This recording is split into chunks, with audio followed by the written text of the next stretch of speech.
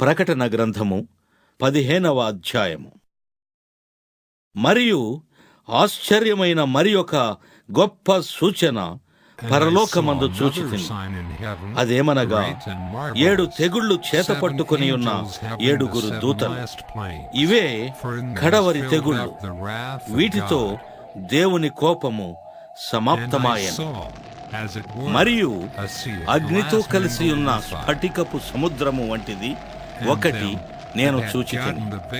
ఆ క్రూర మృగమునకును దాని ప్రతిమకును దాని పేరుగల సంఖ్యకును లోబడక వాటిని జయించిన వారు దేవుని వీణెను గలవారై ఆ స్ఫటికపు సముద్రమునొద్ద నిలిచియుండుట చూచితిని.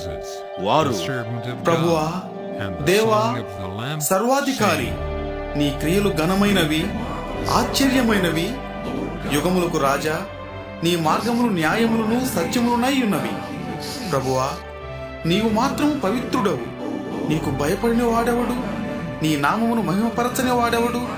నీ న్యాయ విధులు ప్రత్యక్షపరచబడినవి గనుక జనములందరూ వచ్చి నీ సన్నిధిని నమస్కారము చేసెదరు అని చెప్పుచు దేవుని దాసుడగు మోషే కీర్తనయు గొర్రెపిల్ల కీర్తనయు పాడుచున్నారు. అటు తరువాత నేను చూడగా సాక్ష్యపు గుడార సంబంధమైన ఆలయము పరలోకమందు తెరవబడిను. 7 తెగుళ్లు చేతపట్టుకుని ఉన్న ఆ 7 దూతలు నిర్మలమును ప్రకాశమానమునైన రాతిని ధరించుకొని రొమ్ముల మీద బంగారు దట్టీలు కట్టుకుని వారై ఆ ఆలయములో నుండి వెలుపలికి వచ్చిరి. అప్పుడు ఆ 4 జీవులలో ఒక జీవి యుగ యుగములు జీవించు దేవుని కోపముతో నిండి ఉన్న 7 బంగారు పాత్రలను ఆ 7 దూతలకిచ్చెను.